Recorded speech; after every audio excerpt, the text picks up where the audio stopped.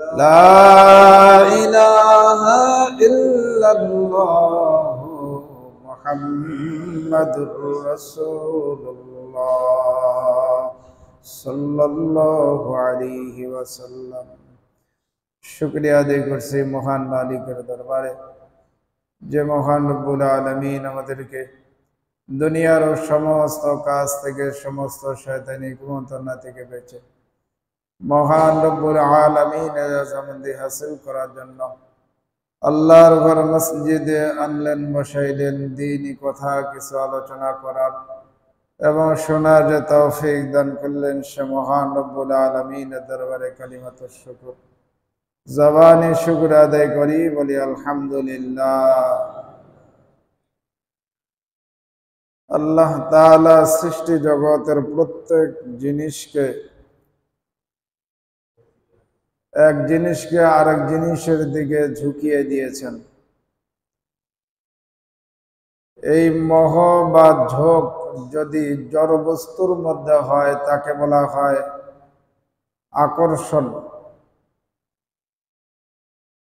যেমন মধ্য আকর্ষণ শক্তি, এই আকর্ষণ যখন মানুষের মধ্যে সৃষ্টি হয় তখন তাকে বলা হয় ভালোবাসা।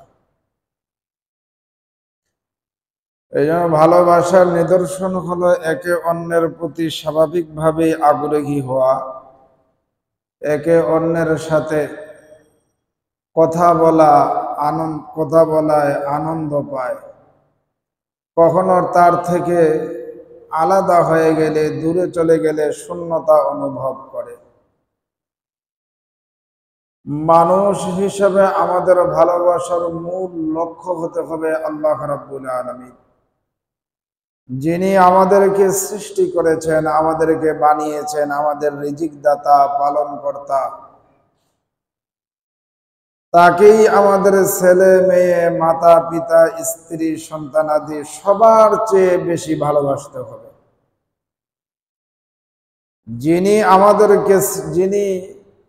আমাদেরকে সৃষ্টি করেছেন, অর্থাৎ আমাদের সৃষ্টিকর্তা আল্লাহ রাব্বুল আলামিন, তাকেই আমাদের ছেলে মেয়ে, ধন সম্পদ, স্বামী স্ত্রী সব কিছুর চাইতে, পৃথিবীর সব কিছুর চাইতে তাকেই সবচেয়ে বেশি ভালোবাসতে হবে। কোরআন ও হাদিসের মধ্যে এ ধরনের ভালোবাসার কারণে ঈমানের সাথে মৃত্যুবরণ হওয়ার নিশ্চয়তা পাওয়া যায়। এই জন্য আল্লাহ রাব্বুল আলামিন কোরআনে কারীমের মধ্যে বলেন, ওয়াল্লাযীনা আমানু আশাদ্দু হুব্বাল লিল্লাহ, যারা আমাকে সত্যিকার অর্থে আমার উপরে ঈমান আনে, তাদের সর্বাধিক পরিমাণ ভালোবাসা থাকবে আমি রব্বুল আলামিনের জন্য। যারা ঈমান আনছে, ঈমানদার বলে নিজেকে দাবি করে, মুসলিম বলে নিজেকে দাবি করে, তার সর্বাধিক ভালোবাসা থাকবে আল্লাহ রাব্বুল আলামিনের জন্য। আল্লাহর সাথে সর্বাধিক প্রেম ছিল সমস্ত নবী রাসূলগণের। আদম আলাইহিস সালাতু ওয়াস সালাম থেকে নিয়ে আমার আপনার নবী মুহাম্মদুর রাসূলুল্লাহ সাল্লাল্লাহু আলাইহি ওয়াসাল্লাম পর্যন্ত সমস্ত নবীর ভালোবাসা, সর্বাধিক প্রেম ছিল আল্লাহ রাব্বুল আলামিনের সাথে। তারা আল্লাহর সন্তুষ্টির জন্য নিজেদের সর্বস্ব বিলিয়ে দিয়েছেন। আল্লাহর সন্তুষ্টির জন্য নিজেদের সর্বস্ব, সব কিছুকে বিলিয়ে দিয়েছেন। সর্বপ্রকার দুঃখ কষ্ট সব ধরনের সহ্য করেছেন। এমনকি অনেক নবী রাসূল আল্লাহ রাব্বুল আলামিনের জন্য প্রাণ উৎসর্গ করে দিয়ে শহীদ হয়ে গিয়েছেন। আল্লাহ তাআলার এই ভালোবাসাকে সাধারণ কোনো জিনিস বানাননি। ভালোবাসা অতি উত্তম একটি সম্পদ। ভালোবাসা বিষয়টা এটা সাধারণ কোনো বিষয় না, এটা অতি উত্তম একটি বিষয়, একটি সম্পদ, যার লক্ষ্য হতে পারে কেবল মহান আল্লাহ রাব্বুল আলামিন। এই জন্য কালেমা পড়ার অর্থ হলো সৃষ্টি থেকে সম্পর্ক ছিন্ন করে স্রষ্টার সাথে সম্পর্ক করা। কালেমার মূল উদ্দেশ্য সৃষ্টি থেকে সম্পর্ক ছিন্ন করে স্রষ্টার সাথে সম্পর্ক করা। এরপরে আল্লাহ রাব্বুল আলামিন সম্পর্কের আলোকে আল্লাহ তাআলার সাথে যখন সম্পর্ক হয়ে যাবে, ওই সম্পর্কের আলোকে সৃষ্টির সাথে সম্পর্ক স্থাপন করা।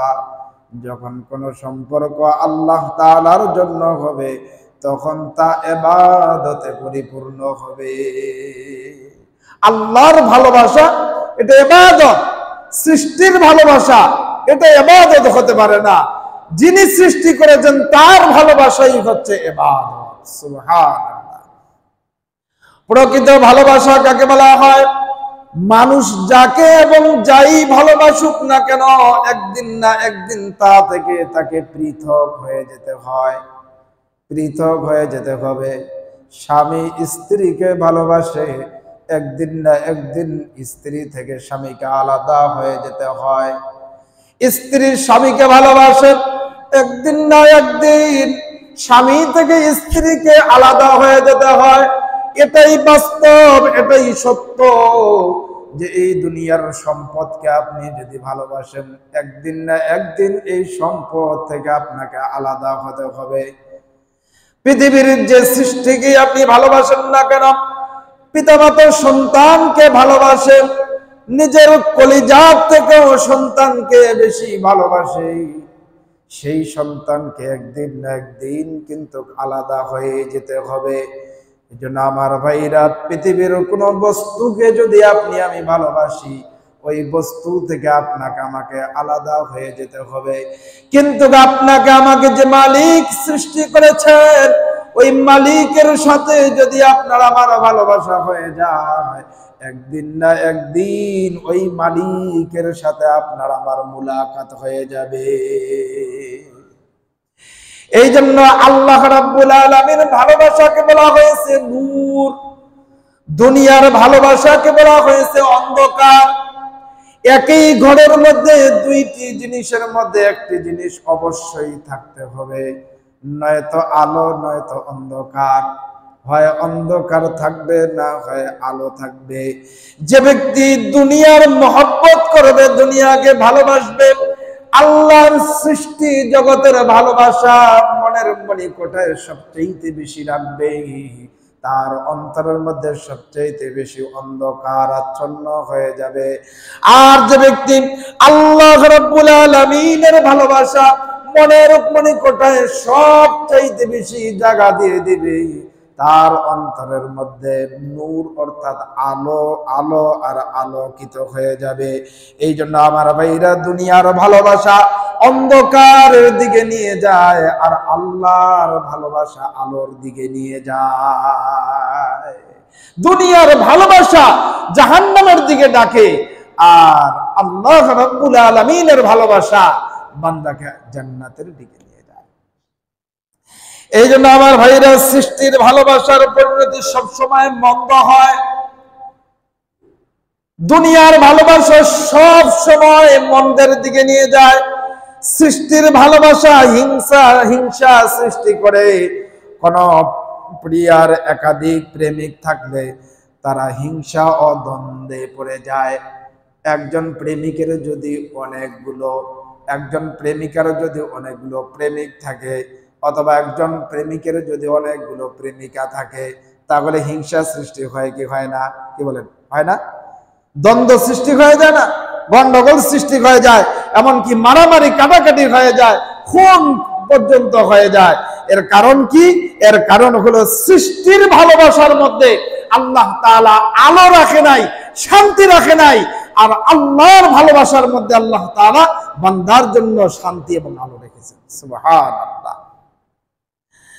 এই জন্য আমার ভাইরা, সৃষ্টির ভালোবাসা এটা কখনোই মানুষের জন্য ভালো বয়ে আনে না। আল্লাহর ভালোবাসা সব সময় পরিণত হয় ভালো, আল্লাহর ভালোবাসা হয় নিষ্ঠা ও সাধুতা থেকে। আল্লাহ প্রেমিকদের যদি ভিড় জমে যায়, তবে তারা একজন আরেকজনের জন্য জান পর্যন্ত উৎসর্গ করে দেয়। এর কারণ কি? এর কারণ হলো যারা জমা হয়েছে তাদের প্রত্যেকের দিলের মধ্যে, মনের মধ্যে ভালোবাসা আছে সবচাইতে বেশি আল্লাহ। আল্লাহর ভালোবাসা থাকার কারণে তারা যখন এক জায়গায় হয়, ওই জায়গার মধ্যে তখন কোনো ধরনের গন্ডগোল থাকে না, মারামারি থাকে না, হিংসা থাকে না। ওই জায়গার মধ্যে একজন আরেকজনের জন্য তাদের জান পর্যন্ত উৎসর্গ করে দিতে দেওয়ার জন্য তারা প্রস্তুত হয়ে যায়। আর যখন সৃষ্টির ভালোবাসা মানুষের অন্তরের ভিতরে ঢুকে যায়, দুনিয়ার ভালোবাসা, দুনিয়ার মোহ যখন তাদের অন্তরে ঢুকে যায়, তখন তাদের মধ্যে দুনিয়ার মহব্বত ঢুকে যাওয়ার কারণে একজন আরেকজনের মধ্যে মারামারি কাটাকাটি শুরু হয়ে যায়, একজন আরেকজনের মধ্যে হিংসা, রিয়া, বিদ্বেষ ঢুকে যায়। এই জন্য মানব দেহের ভালোবাসা প্রকৃত ভালোবাসা নয়, মানব দেহের ভালোবাসা প্রকৃত ভালোবাসা নয়, সৃষ্টি জগতের ভালোবাসা প্রকৃত ভালোবাসা নয়। পৃথিবীতে পাপীকে প্রেমিক আর পাপকে ভালোবাসা বলা হয়। প্রকৃত ভালোবাসা হলো আল্লাহ রাব্বুল আলামিনের প্রেমে উৎসর্গ করে দেওয়া, আল্লাহর প্রেমে নিজেকে উৎসর্গ করে দেওয়া, এটাই হচ্ছে প্রকৃত ভালোবাসা। আল্লাহর জন্য আনন্দ পাওয়া, ইবাদত করতে আগ্রহী সৃষ্টি হওয়া, এর নাম হলো ভালোবাসা। ইবাদত করতে আগ্রহ সৃষ্টি হওয়া, এর নাম হলো প্রকৃত ভালোবাসা। আল্লাহ তাআলা চান বান্দার মনে কেবল আমারই ভালোবাসা থাকবে। যার মনে আল্লাহ রাব্বুল আলামিনের ভালোবাসা যত বেশি থাকবে, আল্লাহ রাব্বুল আলামিন তার মর্যাদা তত বেশি বৃদ্ধি করে দিবেন। সুবহানাল্লাহ।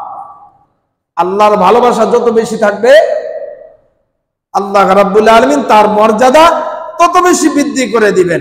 এই জন্য আমার ভাইরা, আপনার আমার জীবনের মূল উদ্দেশ্য হতে হবে, পৃথিবীতে ভালোবাসা না থাকলে মানুষ সামাজিক পারিবারিক জীবনে মিলেমিশে থাকতে পারতো না। এই ভালোবাসা তো আল্লাহ রাব্বুল আলামিন মানুষকে দিয়েছেন, কিন্তু ভালোবাসার একটি সীমা ও পরিসীমা রয়েছে। সীমা হলো মানুষ সৃষ্টি থেকে সম্পর্ক ছিন্ন করে স্রষ্টার সাথে সম্পর্ক স্থাপন করবে।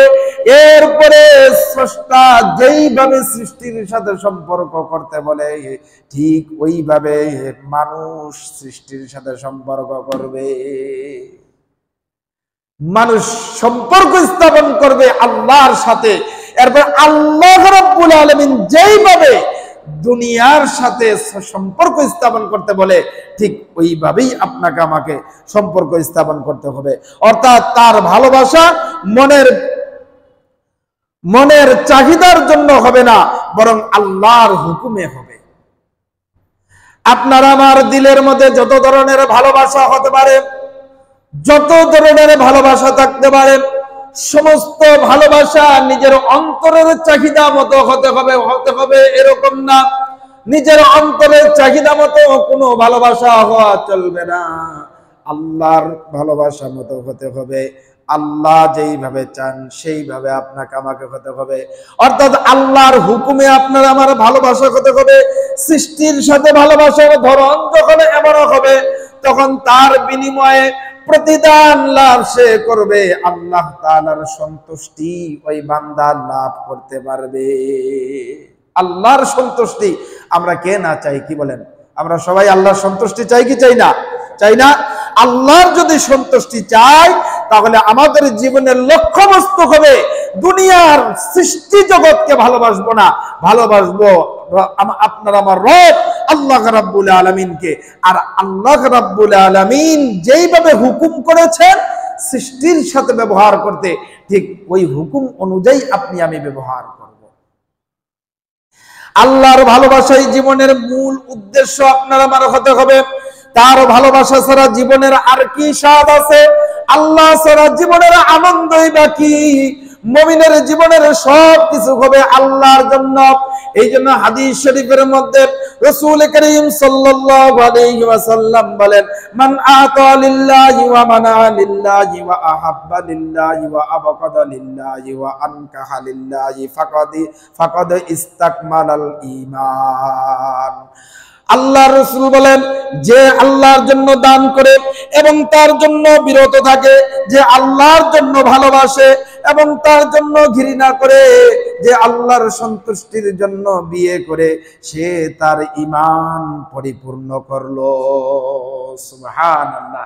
যে আল্লাহর জন্য ভালোবাসে এবং আল্লাহর জন্যই ঘৃণা করে, আল্লাহর জন্যই সম্পর্ক স্থাপন করলো, আবার আল্লাহর জন্যই সম্পর্ক বিচ্ছেদ করলো, এবং আল্লাহকে সবচাইতে বেশি ভালোবাসে, যে আল্লাহ সন্তুষ্টির জন্য একজন আরেকজনকে বিয়ে করলো, সে তার ঈমান পরিপূর্ণ করলো। ফাকাদ ইস্তাকমালাল ঈমান, সে তার ঈমানকে পরিপূর্ণ করে নিল।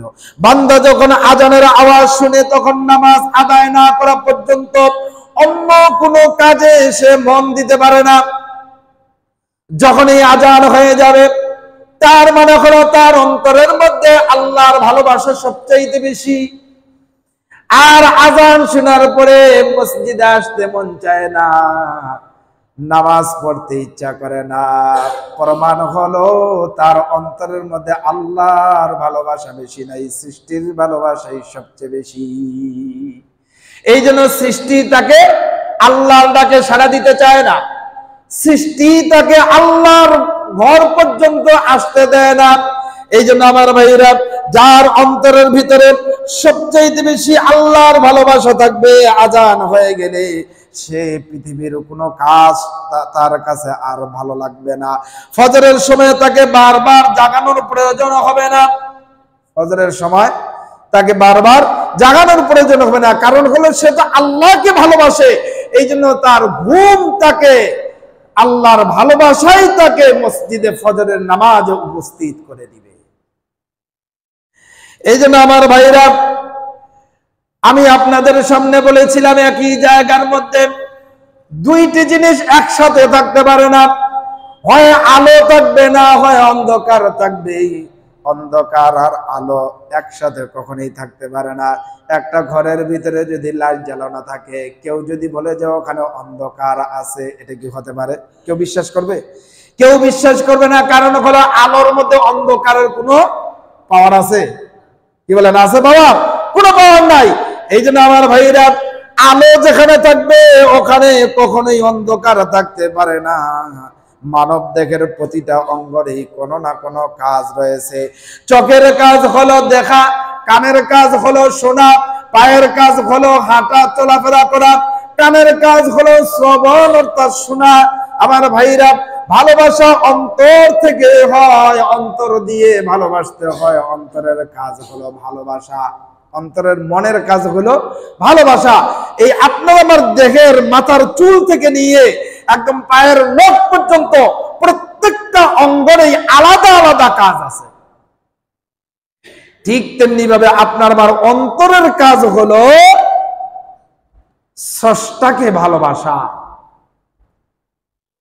কিংবা সৃষ্টিকে ভালোবাসা। দুইটার একটা কিন্তু থাকবে, হয় সৃষ্টির ভালোবাসা অন্তরে থাকবে, আর না হয় স্রষ্টার ভালোবাসা থাকবে। হয় দুনিয়ার ভালোবাসা থাকবে, আর না হয় আখিরাতের ভালোবাসা থাকবে। হয় দুনিয়ার প্রেম থাকবে, আর না হয় আখিরাতের প্রেম থাকবে। পৃথিবীতে এমন কোনো মানুষ নেই যার কারো প্রতি ভালোবাসা নেই। এরকম কোনো মানুষ আছে নাকি পৃথিবীতে, যে কোনো জিনিসের ভালোবাসা তার অন্তরের মধ্যে নাই? আছে এরকম মানুষ? পাওয়া যাবে? পাওয়া যাবে না। কিন্তু এই ভালোবাসা যদি আল্লাহর জন্য হয় তবে তা প্রতিদান পাওয়ার যোগ্য। আর সে ভালোবাসা যদি মন মস্তিষ্ক মতো হয়, মনের চাহিদা মতো যদি হয়, তাহলে এটা শাস্তি পাওয়ার যোগ্য। অন্তরের মনের ভালোবাসা যদি আল্লাহর জন্য হয়, এটা পুরস্কার পাওয়ার যোগ্য। আর যদি মনের অন্তরের ভালোবাসা হয় সৃষ্টির জন্য, স্রষ্টার জন্য ভালোবাসা না হয়, তো এটা শাস্তি পাওয়ার যোগ্য হয়ে যায়। এই জন্য আমার ভাইরা, আমি আপনাদের সামনে বলেছি, কোন এক ঘরের মধ্যে হয়তো আলো থাকবে, নয়তো অন্ধকার থাকবে, কেউ বলতে পারবে না এখানে আলো নেই অন্ধকারও নেই, দুটোর একটি অবশ্যই থাকবে। এমনি ভাবে প্রতিটি মনে হয়তো আল্লাহর ভালোবাসা থাকবে, না হয় সৃষ্টির ভালোবাসা থাকবে। স্রষ্টার ভালোবাসা অন্তরে নেক কাজের আগ্রহ সৃষ্টি করে ভালো কাজে ডাক দেয়।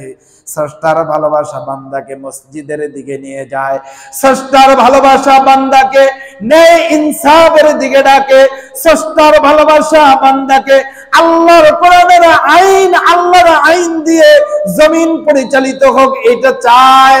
এটা হলো স্রষ্টার ভালোবাসা অন্তরে থাকার গুণ। আর যদি দুনিয়ার ভালোবাসা অন্তরের ভিতরে থাকে, দুনিয়ার ভালোবাসা মানুষকে অন্ধকার দিকে নিয়ে যায়, দুনিয়ার ভালোবাসা মানুষকে অশান্তি আর অশান্তির দিকে নিয়ে যায়। অন্ধকার কখনোই শান্তির আলো হতে পারে না, আলোই শুধুই মাত্র শান্তির আলো, নূরই একমাত্র শান্তির আলো হতে পারে।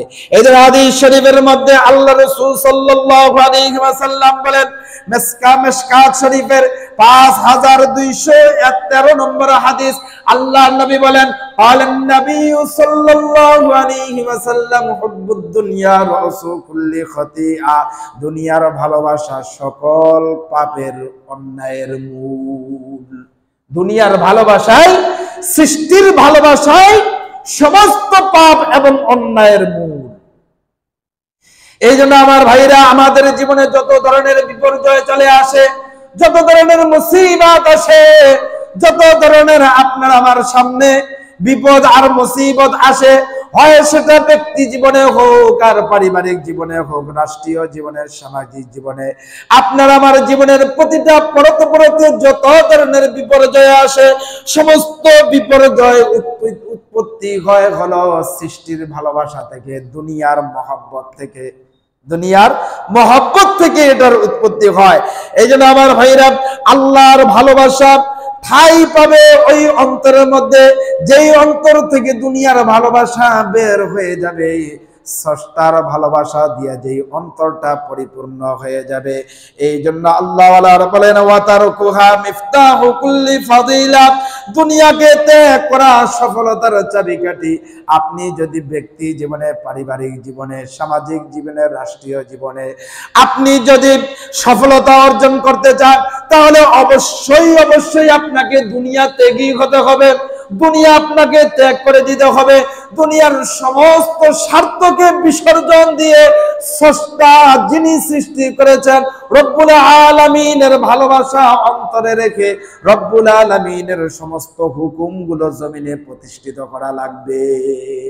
তাহলেই আপনি আমি সফলতা অর্জন করতে পারবো। এই জন্য আমার ভাইরা, আল্লাহ দেখেন মানুষের অন্তর, মানুষের চেহারা কিন্তু আল্লাহ তাআলা দেখে না।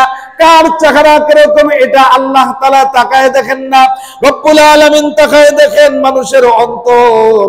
আমার ভাইরা, এই জন্য বিখ্যাত সাহাবী হযরতে বেলাল রাদিয়াল্লাহু তাআলা আনহু চেহারা বড় সুন্দর ছিল না, চেহারা ছিল বড় কালো, কুৎসিত দেখতে ছিল, চেহারা অত ভালো ছিল না, ঠোঁট দুটাও ছিল বড় মোটা এবং বিদগুটে দেখতে তার চেহারা ছিল।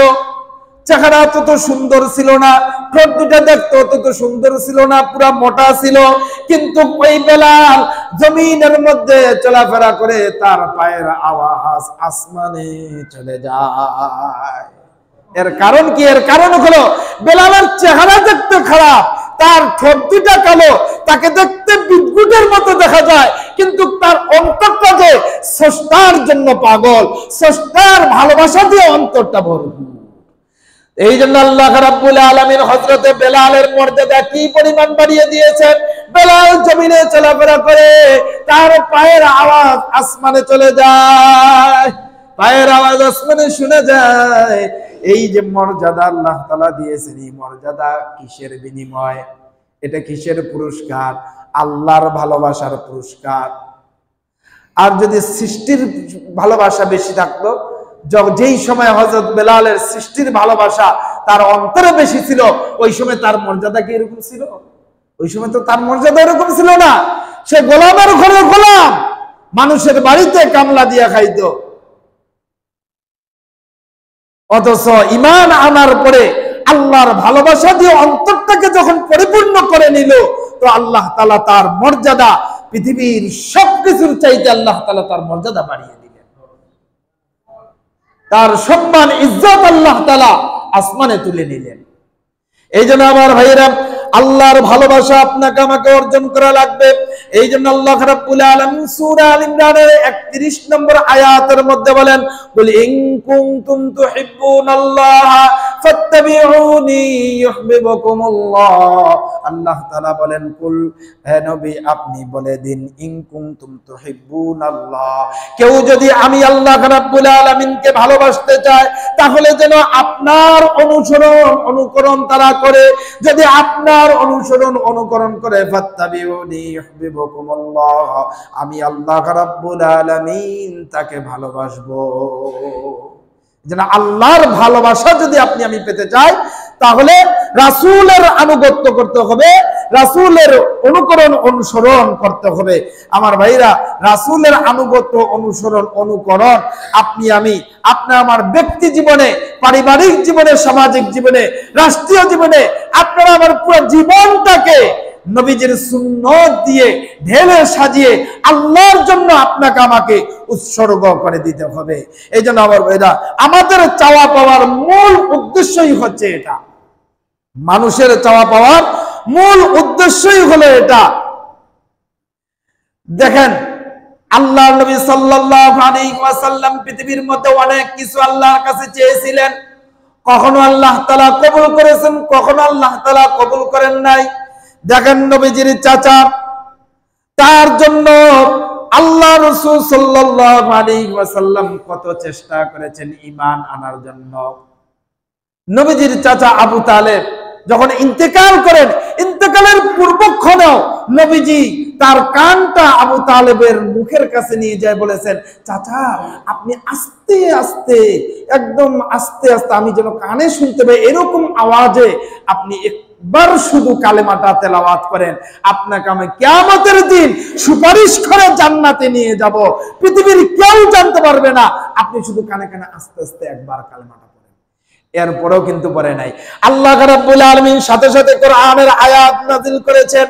আল্লাহর নবীকে বলেছেন সূরা কাসাসের 56 নম্বর আয়াত, ইন্নাকা লা তাহদি মান আহবাবতা ওয়ালাকিন্নাল্লাহা ইয়াহদি মান ইয়াশা।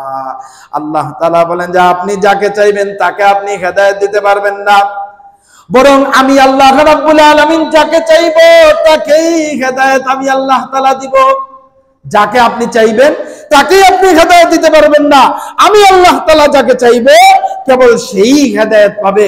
সম্মানিত হাজিরিন, নবী কুলের শিরোমণি, যাকে সৃষ্টি করা না হলে কুল কায়নাত কিছুই সৃষ্টি করা হতো না, যিনি সমস্ত সৃষ্টির ঊর্ধ্বে, যার মর্যাদা ষষ্ঠ আসমান জমিন যিনি সৃষ্টি করেছেন, আপনার আমার রব আল্লাহ রাব্বুল আলামিনের পরেই যার স্থান, কালেমার মধ্যে যার নাম না নিলে কালেমা পরিপূর্ণ হয় না, ইবাদতের মধ্যে যার নাম না নিলে ইবাদত হয় না, ওই নবী আল্লাহর কাছে চাচ্ছেন আর আল্লাহ কবুল করেন নাই। আর সেই জায়গায় আপনি আমি কোন সলিমদ্দি কলিমদ্দি, আপনার আমার চাওয়া পাওয়া সব আল্লাহ কবুল করবেন, সব কবুল হবে। যেখানে নবীকুলের শিরোমণি তার চাওয়াই পূরণ হয় নাই, সেখানে আমাদের চাওয়া পাওয়ার কি মূল্য আছে? এই জন্য মুহতারাম হাজরিন, সাধারণ নিয়ম অনুযায়ী মানুষ তার উপকারী বন্ধুকে সবচাইতে বেশি ভালোবাসে। এজন্য আমাদের উচিত, আল্লাহ রাব্বুল আলামিন আপনাকে আমাকে যে পরিমাণ দয়া এবং উপকার করেছেন, যে পরিমাণ ভালোবাসা, যে পরিমাণ দয়া আপনারা আমার উপরে করেছেন, ওই পরিমাণ দয়া পৃথিবীর কোনো মানুষ কোনো সৃষ্টি করতে পারে না। কারণ আপনার আমার মাথা থেকে নিয়ে পায়ের নখ পর্যন্ত হাজারো ধরনের নিয়ামত আছে, যে নিয়ামত গুলো আপনি আমি গণনা করে কখনোই শেষ করতে পারবো না। সমুদ্রের পানি গণনা করে শেষ করা যাবে? একদিন বালুর বালুকণা গুণে শেষ করা যাবে? গাছের পাতা একদিন গুনে গুনে শেষ করা যাবে, কিন্তু আল্লাহ তাআলা আপনার আমার জন্য যে পরিমাণ নিয়ামত দিয়েছেন ওই নিয়ামত গুলো গণনা করে করে আপনি আমি কখনোই শেষ করতে পারবো না। এই জন্য আমাদের উচিত হবে আল্লাহ রাব্বুল আলামিনের ভালোবাসা সবচাইতে বেশি অন্তরে রাখা।